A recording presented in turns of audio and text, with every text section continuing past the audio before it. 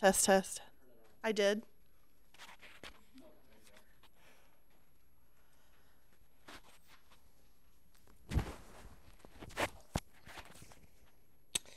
Okay.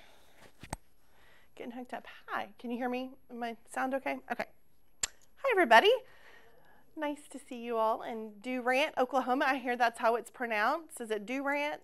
If you're from here, it's Durant. But if you're not, it's Durant. So I'm not from here, so I say Durant. Is that correct? Okay. I am from Oklahoma, so I've heard it both ways. So I'm really happy to be in Durant, Oklahoma. We stayed last night at the casino, and what a nice option for movies and bowling and fun stuff for the family that you guys have down here. I was really impressed. So we saw a movie, and it was good. So we're here today to talk about empathy, the anti-bully. And before we get started, I want to introduce myself to you. My name is Michelle Sutherland. I'm the Director of Prevention Services at the State Department of Education.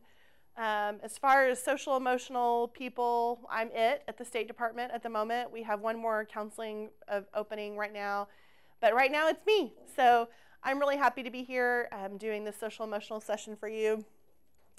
We are on the road. We were on the road all last week. We were able to recoup a little bit over the weekend, and now we're back on the road this week. So you're all our first stop this week. I am a licensed school counselor. I was a school counselor for 5 years at a Title I middle school of about 700 students. And then I was a student advocacy coordinator at Norman North High School. It's a large 6A high school in central Oklahoma.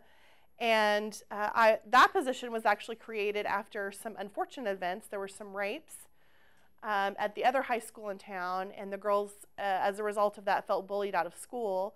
So a task force was created, and that task force recommended hiring advocates at both high schools. So they did, and I was one of the first ones. It's the only position of its kind in pre-K-12 in the nation. So you might relate it to like a Title IX advocate at a university, but it's the only type at pre-K through 12 in the nation. So it was a really good experience. I had a lot of trauma, sexual assault, abuse, bullying. Anything that was serious were the things that I dealt with, so I gained a lot of experience through that as well. And then I came to the State Department because I was really passionate about sharing everything that I've learned and then learning from everyone else and sharing it out as much as I could. So the first session today is Empathy, the Anti-Bully. I had 2 different sessions. One was on empathy and one was on bullying, and then I combined the 2 because I believe that if everybody was more empathetic, then we'd have world peace.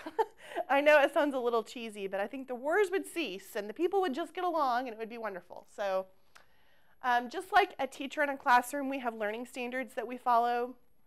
I'm not going to spend a lot of time on this, but just want you to know that we do have learning standards when we do our presentations, and ours this time will focus on resources, data, learning designs, and implementation.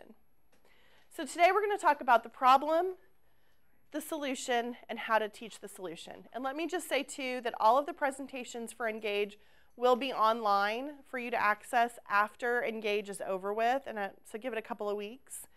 And this session will be live streamed, so you'll have it to watch it later. Additionally, I do come out and do live presentations, so if there is something that you see that you want me to come out and do, then I can do that as well. So the problem, 22% of students report being bullied during the school year. Do you think that's high or low? Low. I think it is. I think it's low too. I would make the argument that most people feel bullied at some point in their life. Probably most children feel bullied at some point during their school year. And while bullying has kind of a loose, it's a kind of a loose definition about bullying, my philosophy is if somebody feels bullied, then you have to treat it like they've been bullied. So 22% is the statistic from the National Center of Educational Statistics. 64% of children who were bullied didn't report it. High or low? Probably low. I think it's probably low too. I think it's higher, closer to like the 78%. But it is generally pretty high, more than half. 82% of students who identify as LGBTQ were bullied last year based on their sexual orientation. Folks, not only is this wrong, it's illegal. according to Title IX. Title IX is way more than just a gender equity in sports law, which is what I thought it was before I started as an advocate. When you violate Title IX, things happen like the Department of Justice comes to your school and interviews you. It asks me how I know. We did not at my school violate Title IX, but there was an investigation after the rapes. And so nobody really wants the Department of Justice to come in and interview you. It's not a fun experience, probably one of the most nerve-wracking of my life, so I don't recommend it. So Title IX has to be followed, and we have to do the right thing for all kids. 1 in 2 students who drop out of school in Oklahoma say it's because of bullying. Half of students who drop out of school do so because of bullying. This is a number we have to change. And this number we have to change as well. 1 in 4 adults will intervene in a bullying situation. Now, I'm going to assume that you all are the 1 in 4 because you're in this session, but we have to encourage others and empower others to stand up in a bullying situation as well, because this number is not okay. 160,000 children miss school every day out of fear of being bullied in the United States. We know that attendance matters. We know that if you're not in school and you're not in a seat, then you can't learn. And when you're not learning, nothing else is working out for you, right? So we know that this number is one we have to change as well. Students are twice as likely as non-bullied peers to experience negative health, such as headaches and stomach aches. Those kids who want to see the nurse all the time, who have a lot of anxiety, those feelings are real. When a child tells you they have a stomach ache or a headache and they need to see the nurse, they're not just trying to get out of something. It's actually a real physical issue that they're having based on a psychosomatic effect. And so this is not unusual, but it's really serious whenever a kiddo has been bullied. Students are 330% times more likely to report a suicide attempt than youth who report not being bullied. That statistic is outrageous to me. And while we know that there's a lot going on for someone who attempts suicide, we know that bullying is a factor looking at this number alone. There's a lot more usually going on than just bullying, but bullying is definitely a factor, and this is one that we can change. This is the most important statistic I'm going to show you and share with you today. 57% of bullying situations stop when a peer intervenes on behalf of the student being bullied. What does this number say to you as an educator? We have to educate our kids to stop it. We have to educate them. What else do we need to do? Teach them to care. And what else? One more big thing. Respect their intervention. Respect. And we have to empower them. We have to empower them to be able to stand up in a situation where bullying is happening and be able to put a stop to it without fear of getting in trouble themselves. Does that make sense? So empower, teach, however you want to look at it, we have to help our kids do a better job, because if over half of bullying situations stop when peers intervene, that means we have to teach our kids how to do that. So what does it all come down to? Empathy. I believe it all comes down to empathy, and teaching empathy all across the board in classrooms, through your counseling, through your interactions. Empathy, empathy, empathy, empathy. So what is empathy? It is putting yourself in somebody else's shoes and imagining how they would feel. Putting yourself in someone else's shoes, imagining how they would feel, feeling with people, identifying something in yourself that helps you connect with someone else, and avoiding the at least. Now, I could probably do a whole session just defining empathy for you, but I'm going to let my friend Brene Brown do it. She's really not my friend, but I wish she were. She's a scholar and educator and a psychologist, and she is amazing. And she has put together this short, less than 3-minute video that describes empathy perfectly. We're going to watch an ad first.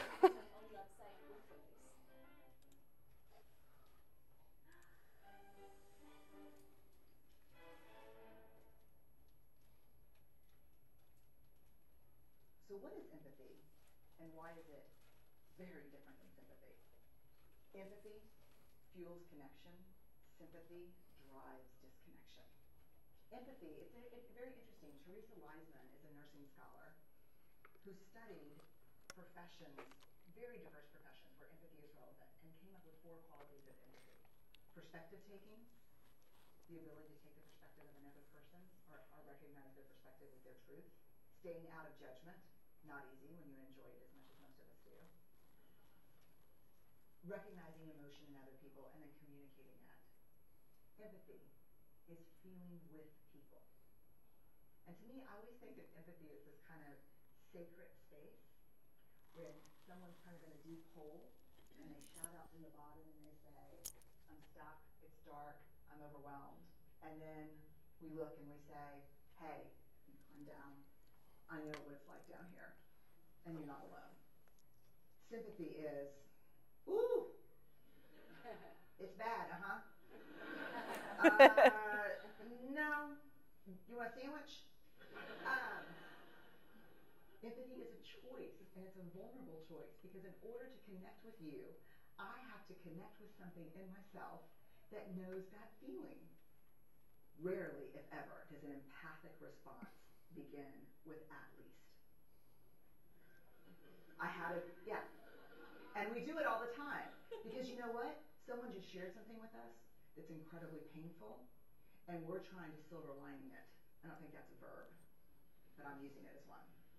We're trying to put the silver lining around it. So, I had a miscarriage. At least you know you can get pregnant. I think my marriage is falling apart. At least you have a marriage. John's getting kicked out of school. At least Sarah is an A student. But one of the things we do sometimes in the face of very difficult conversations is we try to make things better. If I share something with you that's very difficult, I'd rather you say, I don't even know what to say right now, I'm just so glad you told me. Because the truth is, rarely can a response make something better. What makes something better is connection. Connection. Connection makes it better. I love Brene Brown. She is fantastic. She has a lot of great videos. She has a lot of great research, a lot of great books. If you're interested in some amazing nonfiction reading, Brene, B-R-E-N-E, Brown. She's wonderful. So my question for you is empathy natural? A thumbs up if you think yes, thumbs down if you think no, sideways if you're not sure. Is empathy natural? For me it is. Yeah. For some people it is, right? So one study suggests that babies can show empathy, which I would say makes it pretty natural. Experiments confirm that newborn babies are more likely to cry if they hear recordings of other infants in distress. Isn't that interesting?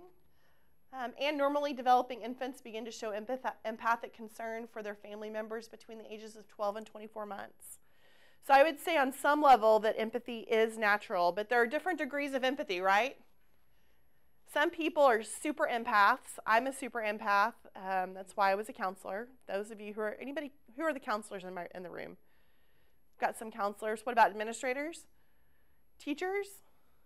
Awesome. Wonderful. So there's some people who just have super empathy. And then there's some people who have almost none.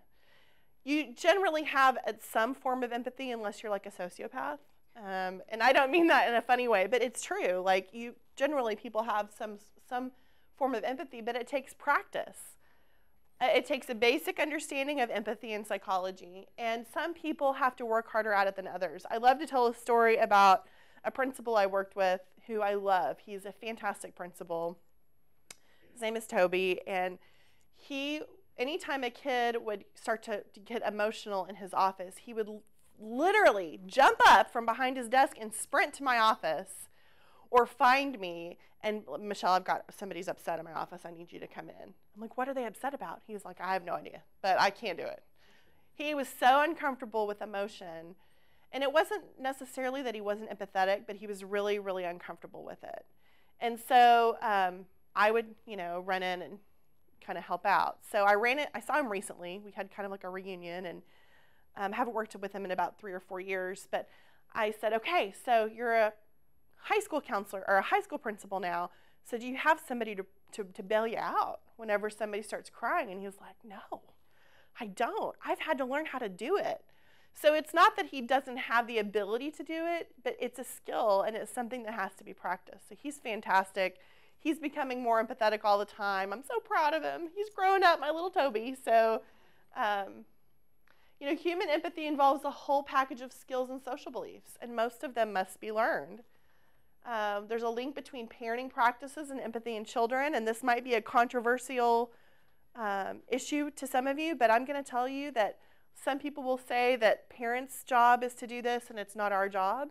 But I believe as educators, it is our job. It is our job to teach everything that a parent would teach, because parents sometimes don't have the ability to teach it. They don't know it enough to teach it. And the impact is ours. It's our impact in the school. We're with them more than their parents a lot of the time. Their parents may not have the needed skills to teach the needed behavior or empathy, for example. And so we as educators have to take that on, because we know if their social emotional needs are not met, they're not learning in our classrooms. There's data and research to back that up, but in practice, you guys also know that that's true. There's some things that genetics might explain the differences between individuals, but adults can learn. And if grown-ups can learn empathy, why can't kids? The truth is they should learn as children, because they're sponges. Empathy should be taught to all ages and all lessons, subjects, and opportunities, and as early as possible. So we're going to talk about several different ways to teach empathy, and we're going to go through them this is just kind of the overview, and then we'll go through each one. So we're going to address the child's needs to teach him how to bounce back. We're going to talk about how feelings influence behavior. We're going to do seizing everyday opportunities to model sympathetic and empathetic behavior. We're going to help children see what they have in common with others, teach the HotCold Empathy Gap, help children see other perspectives, teach children to physically identify with a feeling, teach self-control and self-regulation, so super important. Teach older children about mechanisms of moral disengagement, which is a fancy way of when good kids do bad things, and inspire good feelings and pleasant social and physical interactions. So those are the things we're going to look at. One study suggests that children develop strong empathy when their own needs are being met. So this tells me that we have to meet their needs, right? We have to meet their basic needs. We have to meet their social emotional needs at the school. We could leave it up to the parents, but then we'd probably be disappointed on most levels. Now, there's some parents who've got it going on, but a lot of the times they don't, and we have to make that happen. So parents should help teach their children to bounce back with problem solving when possible. I've said for years that the number one issue that I saw when working with children is their lack of coping skills. They didn't have the coping skills they needed to bounce back. And so we have to teach children how to have coping skills and how to bounce back when there's a problem and how to work through that problem. So what does this look like at school? We've got to meet their basic needs. Some kids only eat at school because their family doesn't have the resources to eat any other time. We have to encourage them to try again and correct their mistakes. One thing that I loved to do as a counselor was lunch duty. I know, I'm like crazy, right? I would have loved to not have done it every day, but a lot of the time. But I did it every day. And what I found to be true was there was a difference between how kids walk through the lunch line. 8th graders, they strut through the lunch line. And they're playing it cool. They want everybody to see them walk through the lunch line. It's like a social thing, right? How do 6th graders go through the lunch line? How do they go through?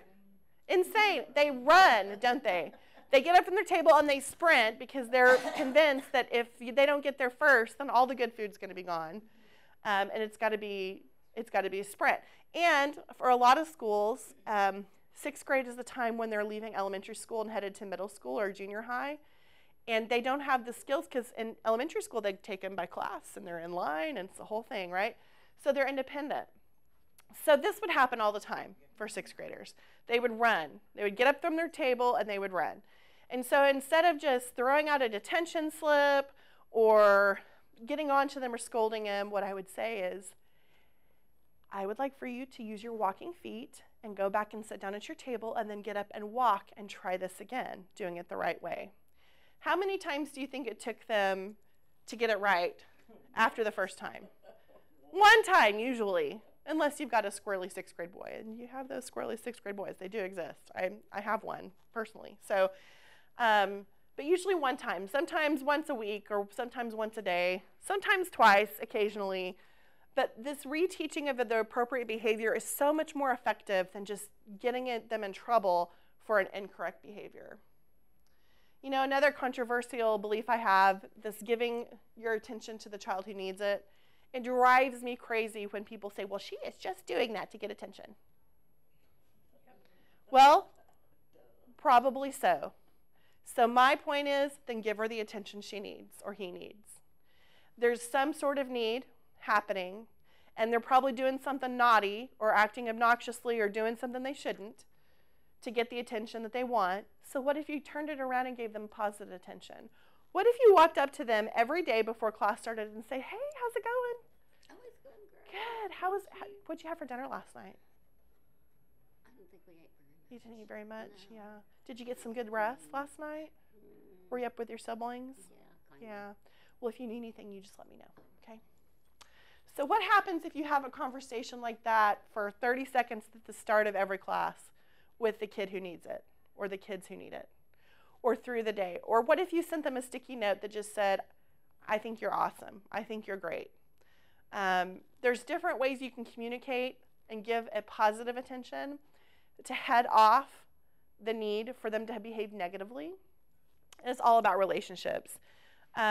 Building a relationship with a kid who is struggling and needs attention will save you so much time on the other end of it, instead of getting him in trouble all the time, building that positive relationship. And then helping build impaired relationships. Now, I am not an advocate for mediation when there is a bullying situation. I'll state that again. I do not think you should do a mediation if there's a bullying situation.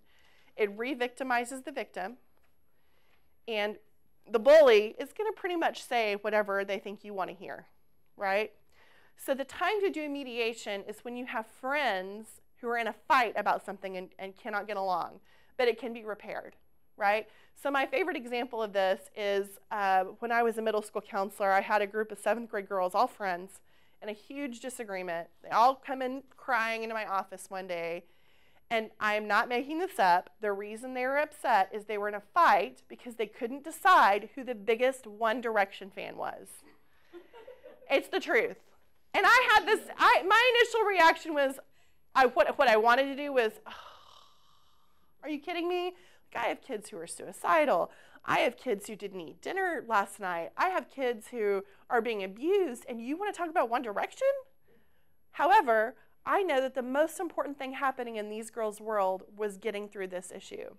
And I also knew, I was lucky, I got to loop with my kids, so I had them from start, 6th, 7th, and 8th grade, I looped with them. It did me so much better service to teach them how to work through a conflict so they could do it in the future instead of coming to see me every time and me just fixing it for them. So we spent 20, 30 minutes walking through this conflict that they had. They ended up deciding that they could all be great One Direction fans. Nobody had to be the best. And really why I wanted to roll my eyes, the truth was I had to give them the time that they needed, and I had to teach them how to repair impaired relationships, because then they could learn to do that again. And while I saw a lot of kids for 6th grade for mediation type of things with friends conflict, it got less and less as they got older, because once you teach them how to do it the right way, they're going to be really successful at doing it in the future. They might still need some help, but it'll be at lower maintenance on my end, and I'm able to focus on other things. So we're going to talk about how feelings influence behavior. You know, we got to treat children as if they have minds of their own. How many elementary folks do we have in the room? Okay, middle or high school? Or intermediate. Intermediate? Okay. So no matter their age, we have to treat children as if they are creative thinkers, have good ideas. They have minds of their own. And if we devalue a child's idea or input, then we're really teaching them that what they have to say is not important. And sometimes they can be the most creative, interesting thinkers around. We have to talk about emotional states and how they influence actions and behaviors and how they motivate behavior. So what does this look like at school? Ask a child how he or she felt right before blank. So what's an example of something a kid has done in your classroom or your office that's kind of a naughty thing? What's a high school example? She got pregnant. Okay, she got pregnant. So right before you decided to have sex, what was the emotion you were feeling? Helping identify that. And think about how your feelings affect your actions and how those are connected, right? So maybe she's going to say, well, I felt like I had to keep him as my boyfriend. Maybe she'd say something like, well, I just love him so much. I felt like this was the next thing we do. Or maybe she said, I wasn't thinking at all. I was just doing, Who knows what she might say. So what's another example of something kind of naughty a kid would do? They steal something of someone else's. Okay, they stole something. That's a great example. So you find out that something's missing. You find out who's taken it. And once the initial emotion, strong emotion is out of the way, you have a conversation. So you took Tommy's money out of their backpack. Took $10. How are you feeling right before you did that? And maybe the answer will surprise you. Maybe it's, well, I was hungry and really wanted to buy lunch or buy something from the snack bar. Or maybe it was, I was mad. I was really mad and wanted him to pay the price or suffer. So having kids connect how that feeling is the precedent to an emotion, to an action is really, really helpful. Another thing you can do is when a child is talking about a character in a story, or if you're having an English class, you're reading a story about someone, have the child try to predict his or her next action. So what's a book that you guys have read in school?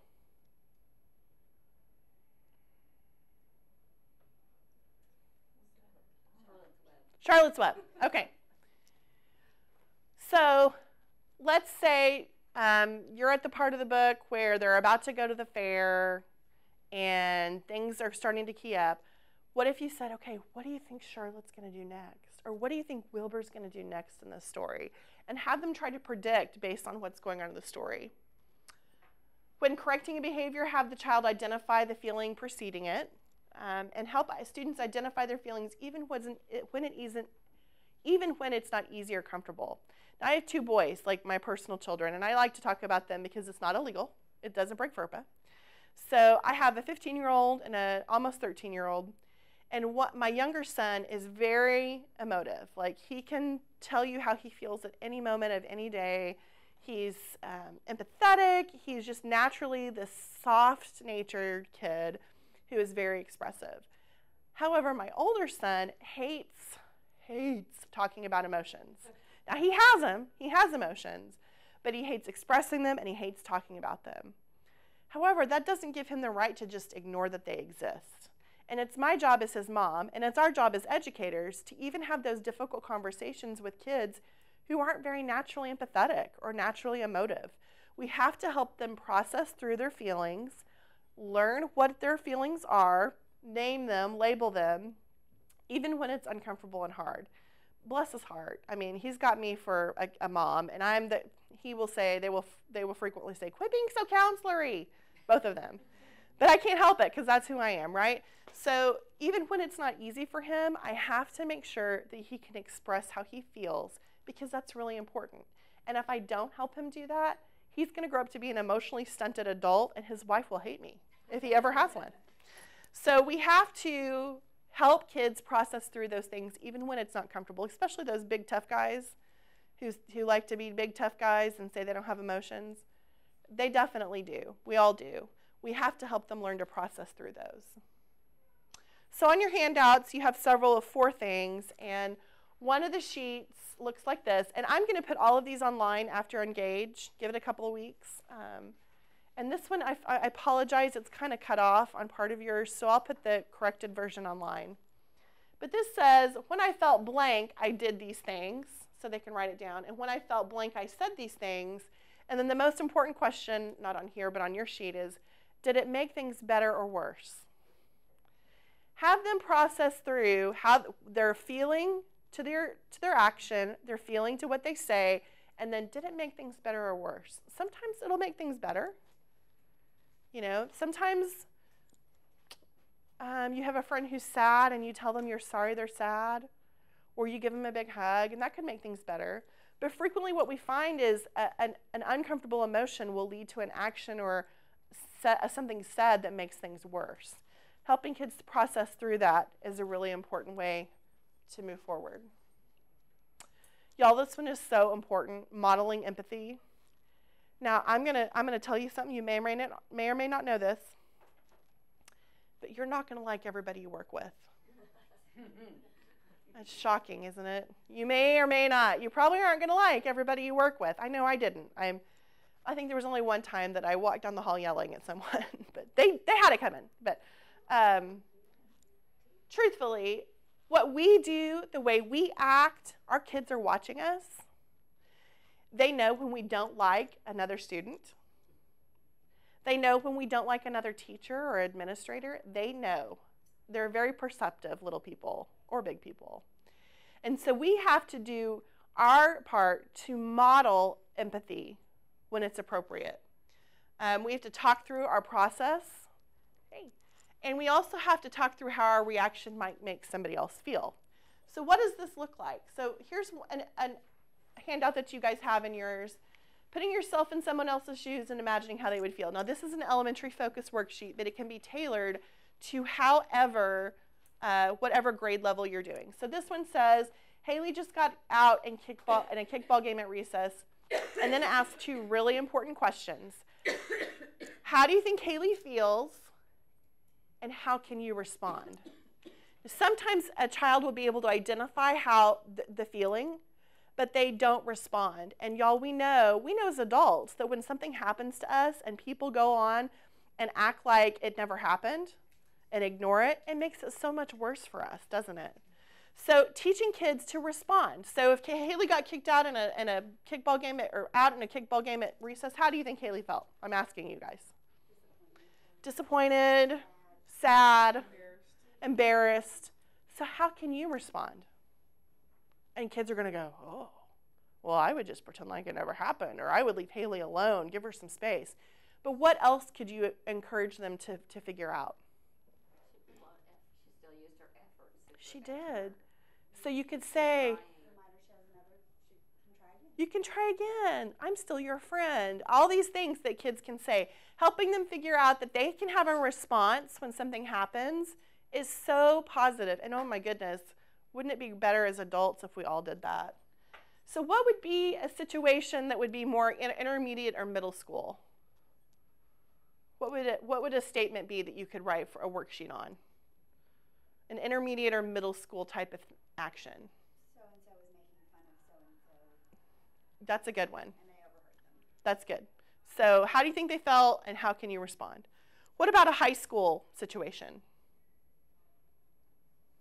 What would a high school situation be that you could make? They just Broke up with their boyfriend or girlfriend. Perfect. That's a perfect example. How do you think Haley feels, or how do you think she feels, and how can you respond? It's a perfect example. So this can be good for any age. This could be a bell work. This could be a short exercise you did once a day. You could do one question every morning when you started your classroom, a lot of different ways. So we have to validate how a child feels and believe their story. Now, you and I both know that sometimes we have little stinkers who don't always tell the truth, right? It happens. But we have to believe them and show that we believe them. And we have to validate that their feelings are real. So you know my girls, I told you about my One Direction fans? I'm rolling my eyes in my head, right? Like not to their faces, but in my head, I'm like wanting to roll my eyes. But to validate that, yes, this is a big deal. This is impacting your life. This is the biggest thing happening in your world, and validating how that feels without immediately trying to fix it, but help them process through the process is modeling empathy. Showing empathy to children and other adults. This had a young man who was a naughty kid.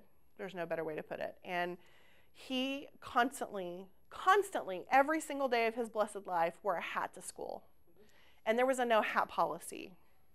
And every single day, his morning started with somebody getting all over his case because he was wearing his hat, right? So he's this naughty kid. So my principal snuck around one day and followed him around, and before the first bell rang, he had 10 negative interactions with adults. Take off that hat. What are you thinking? Why do you keep breaking the rules? Why are you wearing that hat to school? But what would have happened if instead I would have gone up to this young man and said, hey, I am so happy to see you today. Thank you for choosing to come to school. I know you had a choice, so I appreciate it. Hey, I see that you wore a hat, and I know that somebody else might tell you to take it off, so I was going to offer to hold it for you until the end of the day, and then you can come get it back. So I've modeled empathy for him, right? And I've offered to help him, but I've still followed the rule, right? So showing empathy to other children and adults can be really impactful, and then I can build a relationship with that naughty kid, and he gets less naughty. It's just how it works. Well, he's back to that attention grabber. Right, and you're giving him the attention he needs. Well, sometimes we want to know why they're wearing a cap. That's true. Shave their head as a punishment. That's, you are absolutely right. So guess what? You get to wear a cap today. Yes, you do. Yes, I love that you said that. We know that this year. We had a kid that hid in the bathroom because his dad shaved his head as a punishment. Yeah. That was horrible. Yeah. Yeah. Pointing out when characters in a book or in a play or something that you're reading show empathy, and defining empathy for children of all ages. Empathy, that definition of putting yourself in somebody else's shoes and imagining how they would feel, is really applicable to all ages. And so I got invited to a school in Oklahoma who had kind of a serious bullying incident happen, pretty serious, like police were involved. And they wanted me to do an assembly for their elementary students about empathy and bullying. So man, I racked my brain, and I consulted with a few people, and I came up with this great exercise where the teachers took off their shoes, and not all of them, but like 3 teachers and 3 kids, they all took off their shoes, and the kids put the teachers' shoes on, and the teachers put the kids' shoes on, and then they stood up in front of everyone and just described how it felt. You know, the kids were like, well, they're too big, or I'm wobbly in my heels, or they're falling off my feet, or they're too tight, or whatever. And the teachers are like, oh, I can't get it on my foot, or it's really sweaty, all these different things, but it's a really practical black and white way to describe empathy for our black and white thinkers before their frontal lobes develop. So it's a really practical exercise that you can actually even do in your classroom with you and another student, with each other. If you don't think that there's sympathy, maybe in the winter, not in the summer, that might happen. So this little short video is about the validation. And I love it. It's my favorite.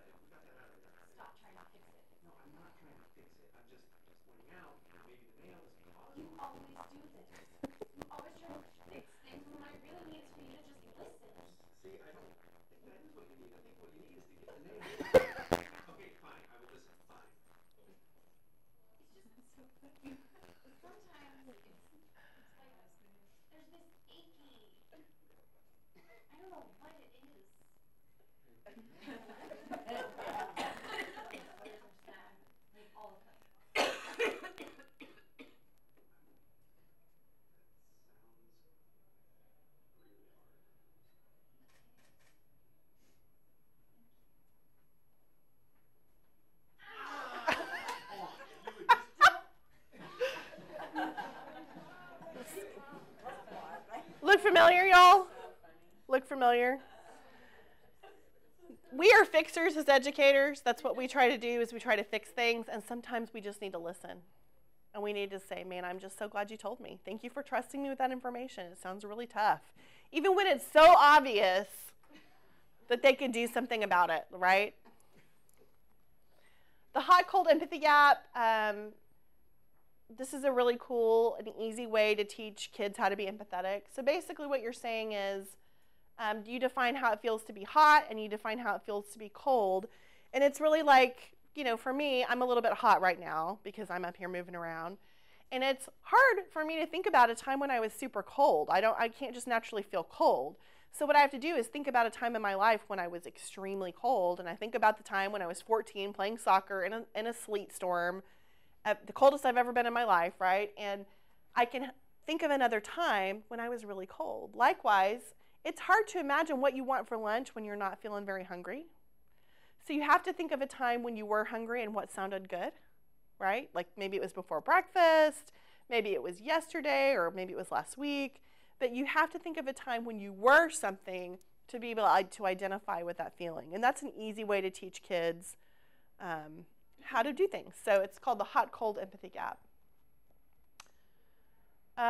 You know, one of the HotCold Empathy Gap, one example of that, and one of my favorite things to do, I believe that counselors should not only talk, and teachers should not only talk to the kids who were the victims of the bullying, but also the bully themselves. And one thing that I did with great success is I would say to the bully, has anyone ever made fun of you about something that you did that you couldn't change about yourself? Has anyone made fun of you about something that you could not change about yourself? And I bet we're all thinking of that something right now. Something that you could not change about yourself. So I want you to think about that. I don't want you to share what it is. But then I asked the kids to describe how it made them feel. So who would like to share just in 1 or 2 words how it made you feel? Whatever it was. Doesn't matter what it was. How'd it make you feel? You want to be invisible. Okay, that's a good one. Less important. Less important. Ugly. Ugly. Make anybody feel angry? Or sad? All these emotions are really important to help kids process through. And when you tell them that, they're going to be like, oh, yeah, if I felt that way, then that person must have felt that way too. So processing through that is really important. When we discuss other perspectives, it could show a lot of development of empathy. And role-playing is good for some people. Some people hate it, so don't do it if you hate it, but sometimes it's good. So I love this. If you think about using everything you teach in a school and taking a little bit of time and talking about empathy involved with it. For example, if you're talking about the Civil War, for example, what could you say? How do you think Abraham Lincoln felt about that? Asking one simple question, one 30-second, 15-second response can help build in empathy skills. Another one that I love is if you think about doing like a math lesson, like how do you teach empathy in math? So let's say you're having a story problem where Susie has 10 apples and John takes 4. And you're obviously looking for how many apples does Susie have left, which is how many? Okay, you all passed first grade. But what if you then said, how do you think Susie felt about that? How do you think she felt? Anybody? Sad. Angry. He always takes my stuff. Always takes my stuff. Any other way she could have felt? Happy. Why would she maybe feel happy? Because now he has some apples. So now he has apples maybe. He was hungry. Or maybe they were too heavy. Maybe he was helping her lighten her load. It's thinking through little things like that to help process through empathy in every situation, in every subject. You can do that. Puppets are really good to use to role play. Even high school kids like puppets sometimes. They love to make their own sock puppets. We kind of grow them up too fast and think they're beneath that. They really are not. They love to do fun things like that. Let children write or draw how someone is feeling in a certain situation or a story. Physically identifying with others. It's really interesting. Research shows that if you say, let's say, make the face of the character in the book, and they're like, that their brain changes to look like they feel when they were happy or sad or whatever it is. So there's a change in brain activity characteristic of the identifying emotion. Their heart, body rate, and temperature and other aspects change too. So interesting. Another handout, if my shoes could talk. This would be a great bell work exercise in any class. It says, write or draw what your shoes would say if your classmates were standing in them, and how are you feeling today? I don't know that I would share this one out loud, but it would be great information for you to have, and it would be a great little exercise to start a day, and at all ages. So make a face of the person that they're reading about in the book to identify with that person. Have the children draw the emotion of the character they're reading about. When helping a child reflect on how someone else feels, have them make the face of the other person. Self-regulation and control, we have 3 minutes, so I'm going to speed through these. Material rewards have their place, but research shows that children are less likely to help others if they're given a reward. It needs to be more altruistic, which I think is interesting. Rules should be based on morality, not arbitrariness. Talking about how doing something wrong affects other people. Create class rules or lessons together. Have rules based on what is right for other people. Talk about how others are affected when rules are broken. Having punishment that fits the crime. When a student might need to take a break to help regulate their emotions, let them do that. Regulate their body temperature first. Give them food if they're hungry. Give them a wet paper towel in the back of their neck if they're hot. And this is an easy handout too that you have. What am I thinking, feeling, doing, or seeing? And then some ideas. Really simple and applicable to just about anything that you could use at all ages. Moral disengagement is the process in which people convince themselves that bad behavior is morally acceptable. Even well-adjusted kids make bad decisions. We know this to be true.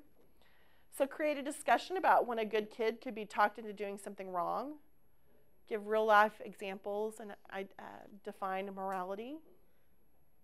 And the last, inspire good feelings. One experiment shows that higher levels of oxytocin can help people better decode emotional meaning behind facial expressions, which is interesting. And oxytocin is released when people experience pleasant touch or pleasant social interactions. So help them release oxytocin. Give high fives and fist bumps and pats on the shoulder when it's okay for the kid. Talk about recognizing feelings in others and teach what happens. This would be a great science lesson. What is oxytocin and what happens when it's released into your body? Do you all have any questions, comments, thoughts? I just have a comment. Sure. 6th grade reading. Yes. And language arts. Yes. Putting you on the spot. We're doing a novel study, and I had our principal come in and read. And it was a very emotional, it was Tiger Rising, and she became very emotional. And the kids, the way they responded was amazing. I mean, they just couldn't do enough good for her, you know, because they got to see. Right. I know I do that though. You know, it's really interesting. But the fact that their, you know, sister principal will come read to them. Yeah. And oh, she has emotion. You know what's really, really interesting, and if you haven't done this before, I want to encourage you to try it. Ask students for help. Saying, hey, I'm having a rough day. Can you guys kind of help me by doing whatever?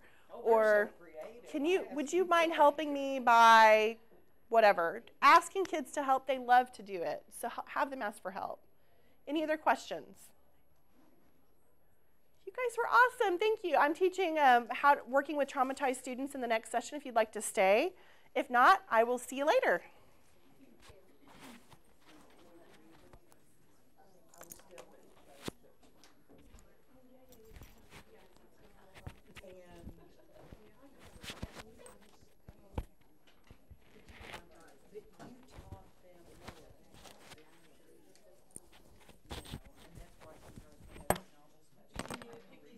No, you know what? I'm going to leave them, and if people want them for the next class, they can just have an extra handout.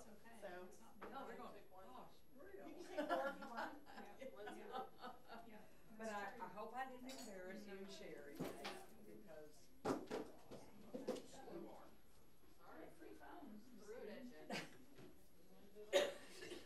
okay, I'm on one of the reading ones. I'll see you later. Okay, Jerry. I may stay here, but I need to run too.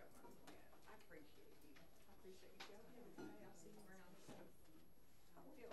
Gotta figure out where I'm going. See you for the next few weeks. Oh, I'll be on the road, and that's all right.